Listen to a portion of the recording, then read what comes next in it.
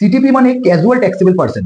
ধরি কোনো পার্সন সে কলকাতাতে রেজিস্টার আছে, কলকাতাতে সে গুডস বিক্রি করে, হয়তো তাকে বিহারে কোনো এক্সিবিশন হচ্ছে, তাকে বিহারে সে তার প্রোডাক্টগুলো বিক্রি করতে চায়, তাহলে তাকে বিহারে রেজিস্ট্রেশন নিতে হবে। কিন্তু সে তো বিহারে কিছু দিনের জন্য সে গিয়ে তার প্রোডাক্ট বিক্রি করে আবার সে ফিরে আসবে, সেক্ষেত্রে তাকে বিহারে যে রেজিস্ট্রেশন নিতে হবে কয়েক দিনের জন্য, সেটা এক্সিবিশন 1 সপ্তাহের জন্য হতে পারে, 2 সপ্তাহের জন্য চলতে পারে।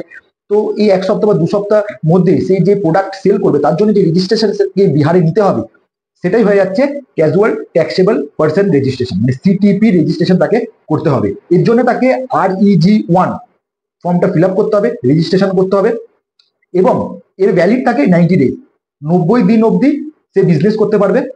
এবং ফার্দার তাকে যদি বিজনেস আরো চালাতে হয়, তাকে আরো 90 দিনের জন্য তাকে এই রেজিস্ট্রেশনটাকে তাকে বাড়াতে হবে, মানে রিনিউ করতে হবে।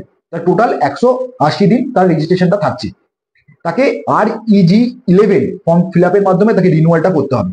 তবে এই সিটিপি কে আগে থেকেই এস্টিমেট ক্যালকুলেশন করে নিতে হবে যে কত তার সেল হবে, ট্যাক্সটা ক্যালকুলেশন করে আগে তাকে পেমেন্ট করতে হবে। এই যে পেমেন্ট যে আগে করছে এটা তার ইলেকট্রনিক ক্যাশ লেজারে থাকবে। এইভাবে সিটিপি রেজিস্ট্রেশনটা হয়।